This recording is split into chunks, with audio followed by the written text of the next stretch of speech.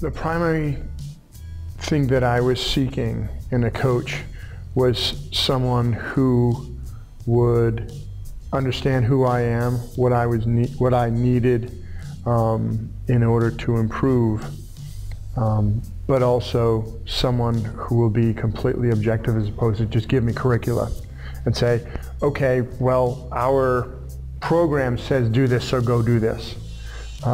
And I have had several coaches in the past who effectively did that.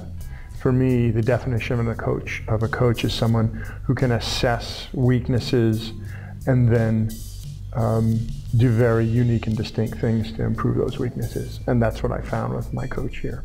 So my relationship with my coach has developed over the past year. We've been working together actually a little bit less than a year, and much of it has been a combination of him understanding my business and communicating who I am and as I mentioned, those strengths and weaknesses. The most important thing that I've gained from coaching is probably having somebody hold my feet to the fire. I think that's what many people seek. Yeah, I think that's really it, and having that consistency and developing habits that I need to execute on a regular basis, and then have somebody look over my shoulder to check in to make sure I've done that.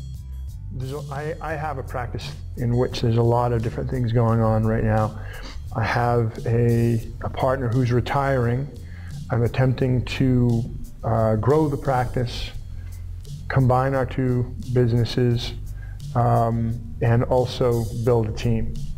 So my coach has allowed me to get my handle around all those multiple priorities and helped me to focus and boil them down to some of the more essential ones. So it's a combination of honing in and simplifying what I needed to do day to day, while still bringing in new assets. And so we've brought in a number of sizable assets through a combination of increased wallet share, introductions, as well as name sourcing. I substantially improved one of my greatest weaknesses, and which we identified through the quantum growth process recently, and that was my tendency to overcomplicate things. I'm a former physicist and mathematician, so I have a tendency to look very deeply at things and probably spend a bit more time than I need to solving problems. And he's honed my tendency, I'd say decreased my tendency to spend too much time building plans and more time actually taking action.